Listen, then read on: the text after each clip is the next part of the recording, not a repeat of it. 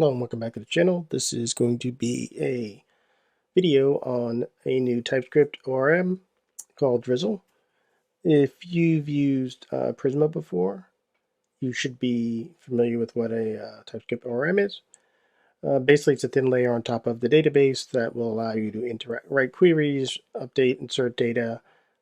This provides a TypeScript kind of layer to help protect you, which is why I like TypeScript, to protect you from writing bad things or pushing bad data. And so that's what you get with this. It is relatively new. This is kind of my first time playing around with it. I'm going to integrate Drizzle with a SQLite database and drop it in a Nuxt app. If it's interesting, I might kind of expand on the Nuxt app a little bit more, because there's some other things with Nuxt I haven't played with yet that I think might be nice to try. But we'll just start off here initially with taking a look at Drizzle.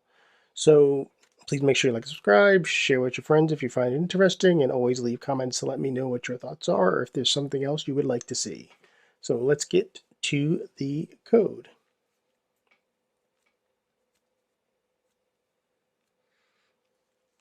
Okay, so for those who've seen some of my other videos, I always like to try to take a quick look at the documentation and see how to get there from here. And so they have their quick start, but the quick start starts with Postgres. I'm not using Postgres. I am using SQL. So I pop around to here and I can see, not SQLite. I see they have some stuff here on SQLite. And I'm using specifically this better SQLite. So this looks like to me, it just drops me in here and it's not really explaining what's going on. So what I've done is I've played around with this. I've kind of figured out the steps that work for me, and that's what I'm going to kind of move forward with. But we will reference back to the documentation because yes, there is a point where we need this information to actually connect to the database. And then what's kind of bizarre is down below how you connect to the database. Down here, they talk about schemas and how you lay out the schema. And yes, there's a specific section on SQLite and about how you set up your schema and everything. And then there's also some configuration that you need to do to make all this stuff work. And I'm trying to remember where that configuration is because, like I said, it wasn't kind of clear to me. So if I go in here, I click the SQLite. And then I go to SQLite, better. This isn't it. So I'm going to step you all through it. I'm going to create a blog post that goes along with it, and hopefully you will find that to be very helpful. So let's first start off by installing the things that we need to get installed.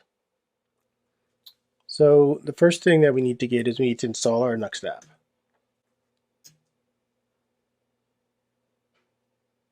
So we have our Nuxt app installed.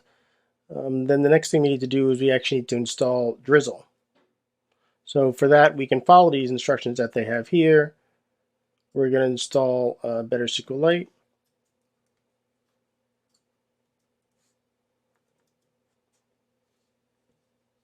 Let's expand this a little bit. And that's not what I wanted to do because I didn't change the project directory. So let me do that right now. cd Nuxt Drizzle app. Then here's where I actually want to install everything. Okay, so now we have that installed. What's the next step here? The next step is to install Drizzle Kit. We're going to use that to see Drizzle Studio and also to execute some commands for migrations. So let's install that.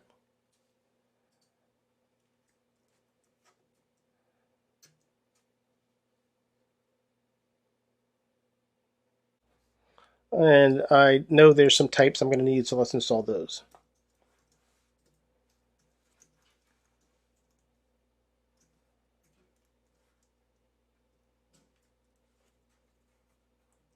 And they're the types that go along with that better SQLite 3. I got to make sure I say it at the end. So now that we have everything installed, let's open up Visual Studio Code and start the configuration.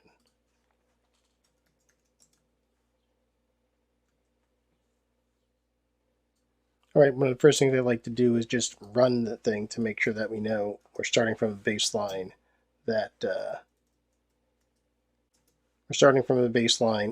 that we know functions. So let's start a Nuxt application.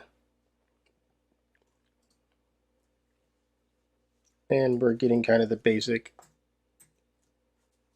UI that we expected to get. So now let's go back and see what other configuration we need to do with Drizzle. So we'll drop it down here. I'll also make sure that I use TypeScript. And drizzle.config.ts. And this is what our configuration file is going to look like. And let's just kind of explain what's going on. Here we're getting the type for the configuration. And what we're saying is our schema is going to be in a DB directory, which I'll create in a second. When we run our migrations, any of the output will go to a Drizzle directory. Our driver is SQLite, and the location of our database will be in the root directory. So that's our configuration. Let's set up our DB directory. So let's go back up here and say DB. And of course, the next thing you need is a schema file.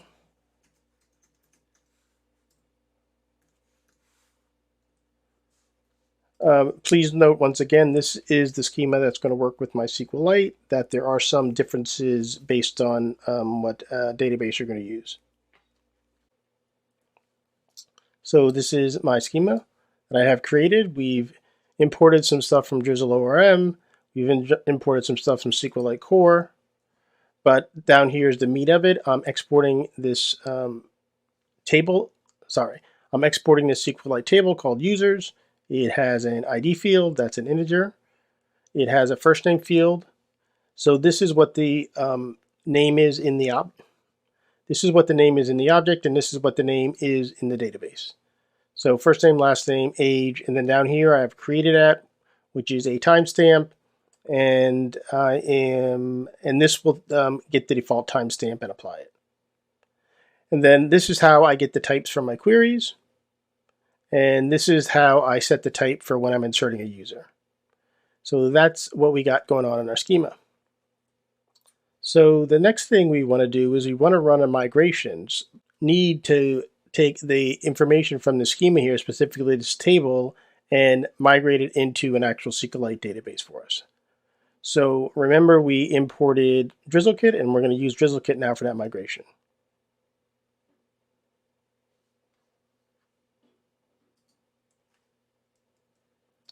So this is a Drizzle Kit command. Let me try to get some more room here so it's kind of clear what's going on. So what we're doing here is we are going to execute Drizzle Kit, and then we wanted to do this generate statement. Notice how specifically I say SQLite on the end there. We're going to do a migration, and the schema that we're going to use is this DB schema that we created above. The migrations, this is saying the folder where the migration information is going to end up. So let's execute this and see what happens. Okay, so it's using the default Drizzle configuration file that I created. It's reading then it reads the file, and you can see it created the one table, a users table with 5 columns based on the schema that I provided. So now let's take a look at what changed in the project.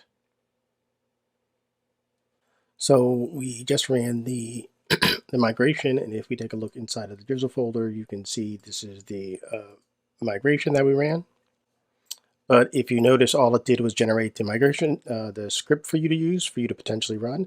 But what we want to actually do is we want to actually create the database. So to create the database, there's another command that you have.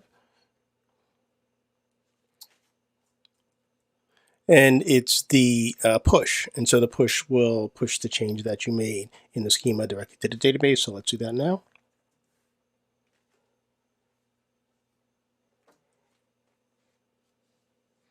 And so now the changes were applied to the database. So let's go back to the code.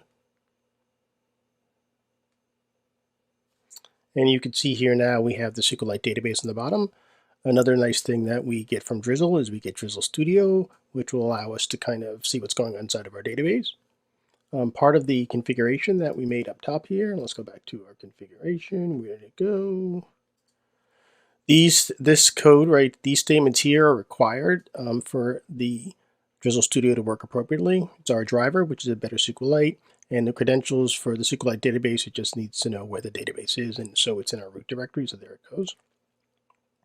So now let's launch the SQLite Studio. So let's go in here.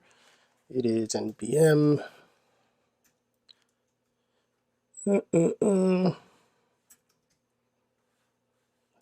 Drizzle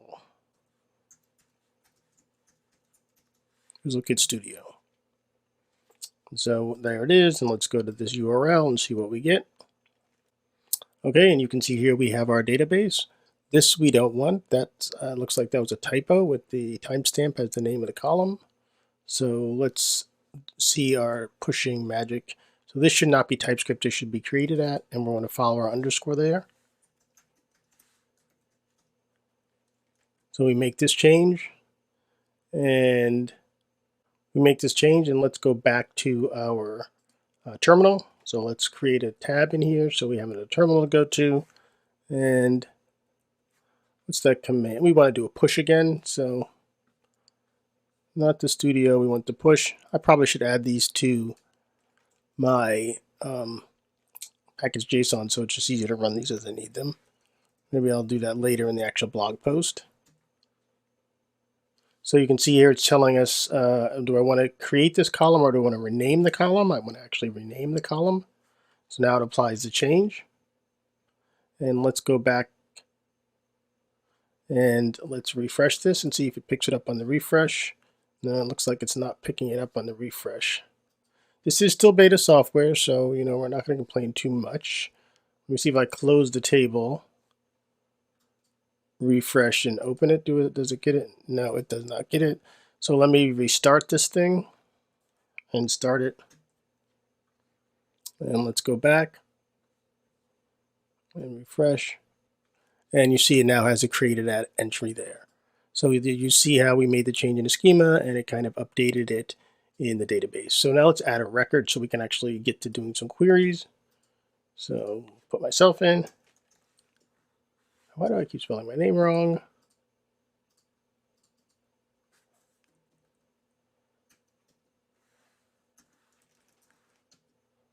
Everybody wants to be 25. This created at should get done by default, so let's save it. You can see it added the date. Let's add another one.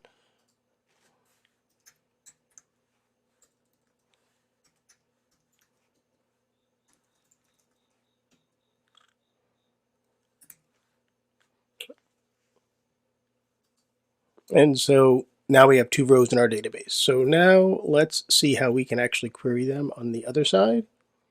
And let's stop into the documentation here for a minute, see what they have here. So if you look here inside the documentation, once again, I'm in the Drizzle ORM documentation. I'm going to SQLite specifically because we are working with SQLite. And here's how you kind of set up the client that allows you to execute the queries that you need. We are going to do this a little bit differently because what we want to do is we want to create API routes inside of Nuxt. So we're going to put this stuff in a API route inside of Nuxt. But I think first we're going to need to create a component on the server to kind of manage this.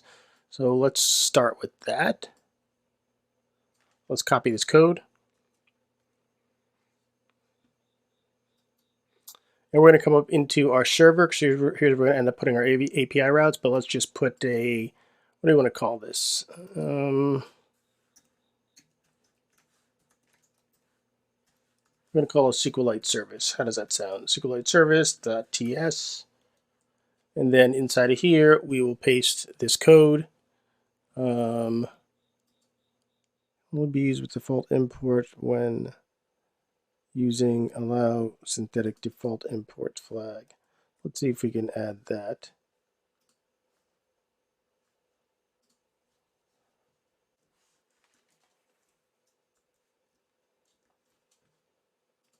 All right, so that cleaned that error up. Let's go back and check our Nuxt app and see if it's running appropriately. So our Nuxt app is running fine. Now let's add our query. So we created our user.get file. There's a basic template that I'm going to use to kind of get this started, so I'm just going to drop that in here. Okay, and so here in this template that we have, we're importing some types and the user object that we're going to do our query against. We need our database client, which is DB.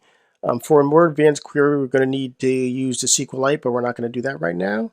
And we're just going to get all of the users. And so to get all the users, we can just say const users equals await DB, and then we're going to say select,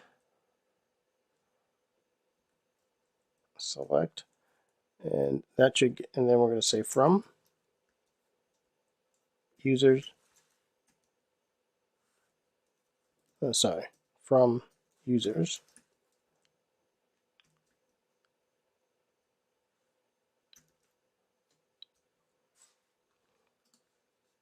Oh, I can't use users twice. So this, let's say users response.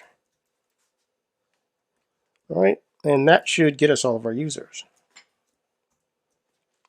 And we can just return as a JSON object. So we just say return, and then we say users, and then here users response.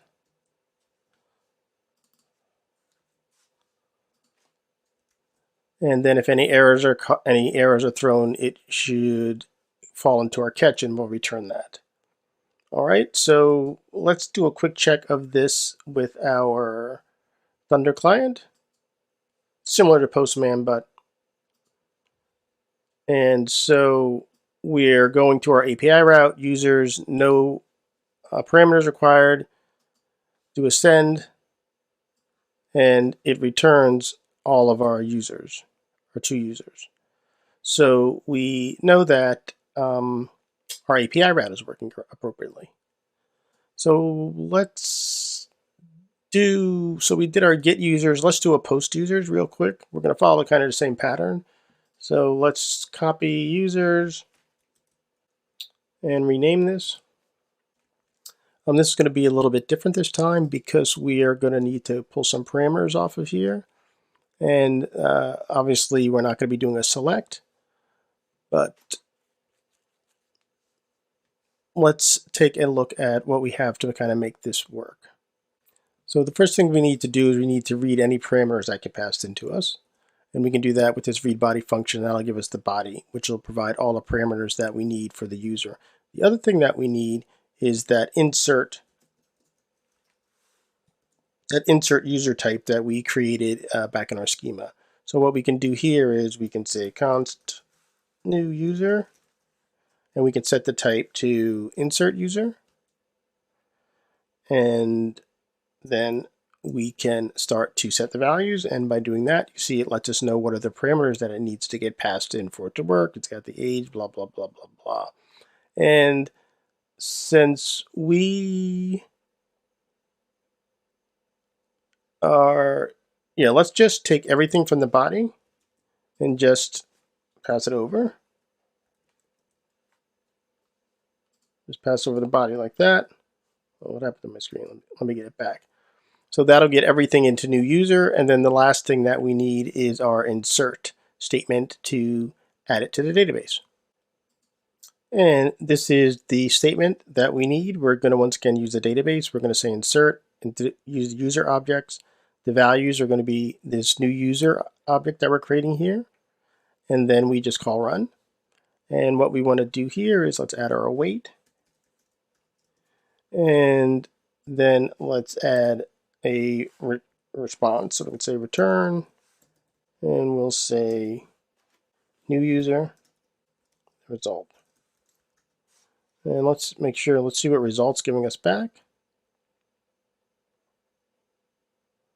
Database run result, and what is that? That is, let's see, changes and the last inserted row. So that's what we're going to get back. And we're going to send that back to the other side. And so now let's try this again with our trusty Thunder client. And let's duplicate it. And API users, we need to change this to a post.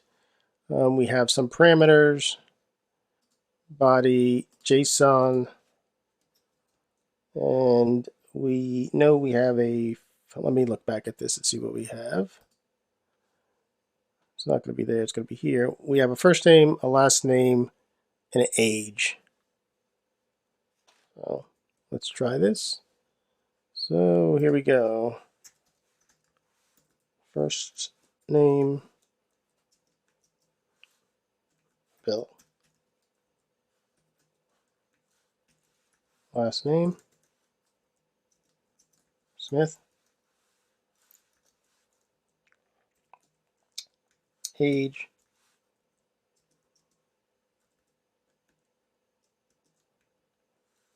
65. Let me see. What was that type for the age? Age is a number. I wonder what will that convert that. Let's change that to 65 since age is a number. And let's see what we get. And it says that it made one change to database, and it last inserted row ID is 3.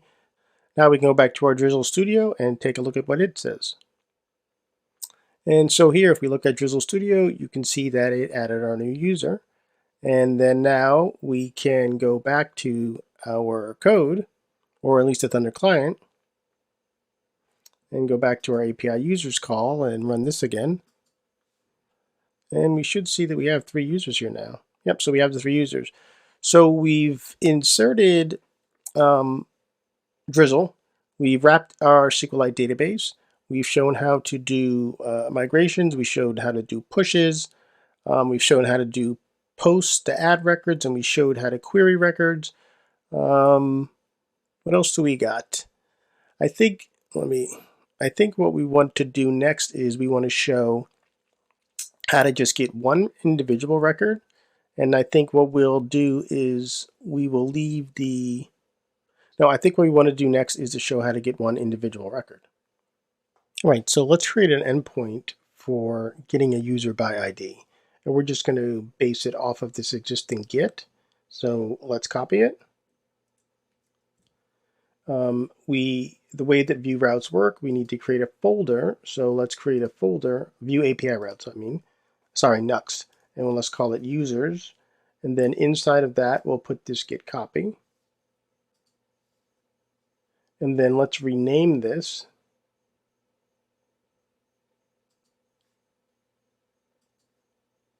to ID. And so now that ID will be the query param that we're going to need inside this file.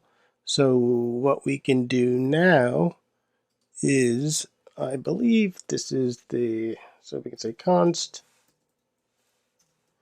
user. So we get this event that gets passed in. And from the event, we can get the query param. So context dot params, and it might be empty, and then ID. And that should give us the user ID as a string. But remember, this thing needs to be an int for our query, but let's move on to the query. So here we want to select from users, and then we have this where clause, and then we have some query operators that we need. So first, let's import this where. Why didn't it import it?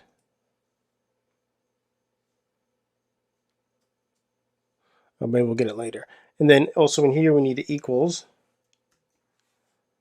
And then the way you structure it, which is kind of interesting, you say users.id,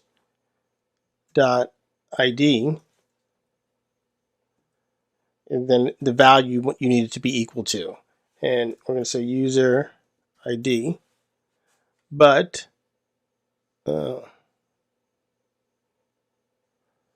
we have a couple of changes. But first, let's get these imports. And so one of the places I found a lot of this information is if you actually go to the GitHub repo for a specific driver we're using. And since we're using the, what is it called again? Do I have it anywhere? We are using the Better SQLite driver. So if you go to their GitHub repo, so here we are at the Drizzle ORM GitHub repo. There's a lot of information on how to connect to the different SQLite database types, kind of schema file layout examples, and then kind of jumping down here. I'm kind of scrolling fast. They kind of give you examples of all the different types of queries. And so like what we're trying to do is this exact query here. So let's just copy this whole query. And let's go back to our code. Actually, we need two things. We're going to need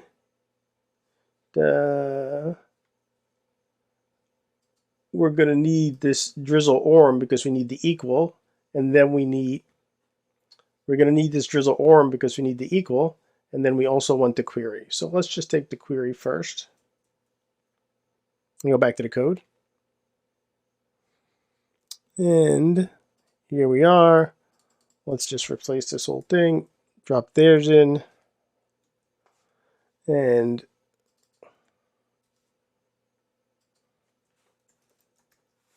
put our parameter back. User response is what we need from this. And then we need the equal from the import. And you can see here it's off of Drizzle ORM. Just copy the whole thing. Looks like I picked up a little extra stuff. So let's just use the remove import. And then let's remove the unused imports here. Delete all unused imports. And so we have just the equal that we need. Now, remember, this parameter coming off of here is coming off as a string. So just to cheat, we're just going to say as string for now to make sure that it's forced as a string. But this equal, so if I take this user ID and I drop it in here, we're going to see we're getting this error. And we're getting this error because remember, the user ID type is a number. So we need to parse this into an integer. Now we got it parsed as an integer. Let's kind of format this a bit. Actually, we can get some more space this way.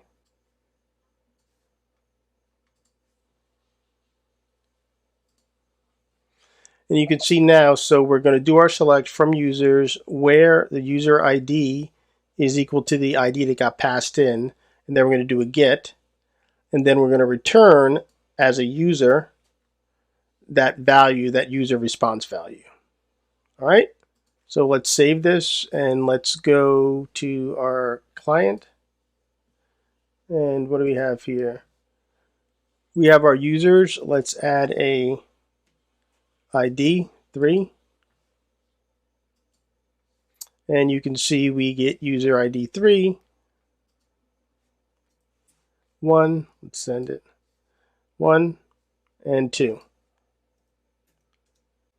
Let's see what else in the documentation of queries, because we're going to do the CRUD. Let's get delete in also. So let's find this. So update and delete. This is straightforward. It's the same kind of approach. We use the where clause to get the matching one, and then you just do a run on it. So let's do a delete. So we're inside of here.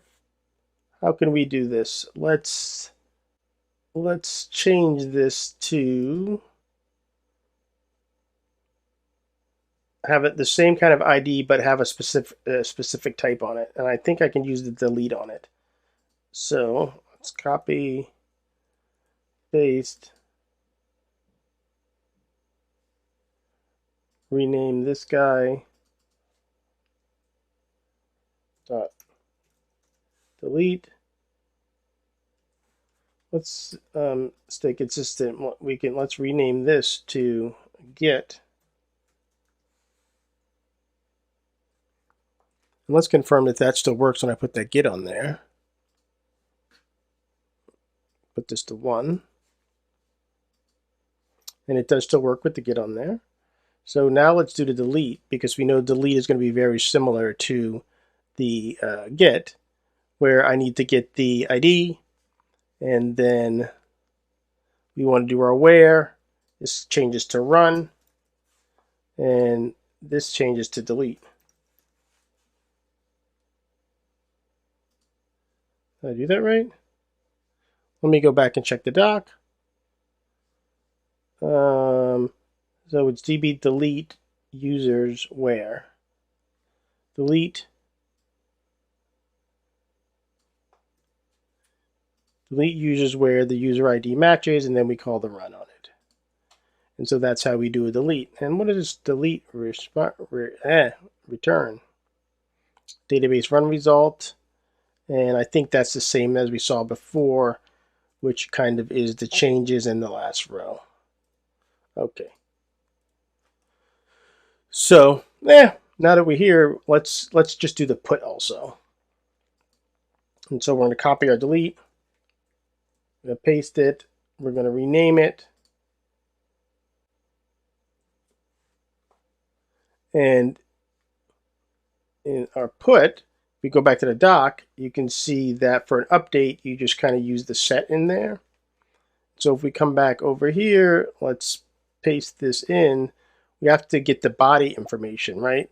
Because we need to know what these parameters are that we're setting. So, and we're doing this once again based on the ID. So let's put this back, and let's do it step by step. So if we paste how the query works below just for reference, we can say it's supposed to be an update,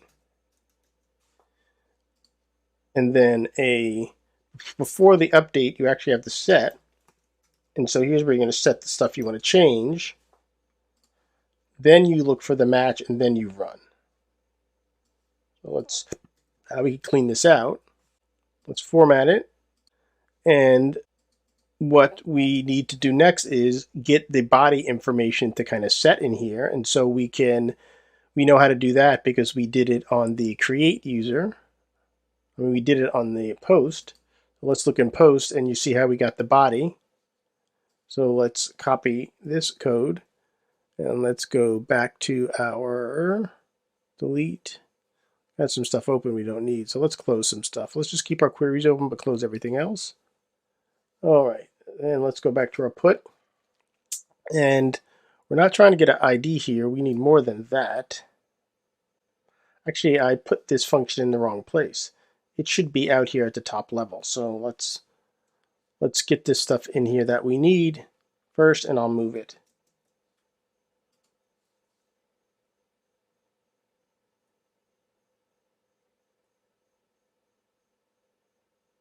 Oh, I think that I can do it this way. I think I can leave it inside of users. You pass an ID, then you pass a body. So I actually want both.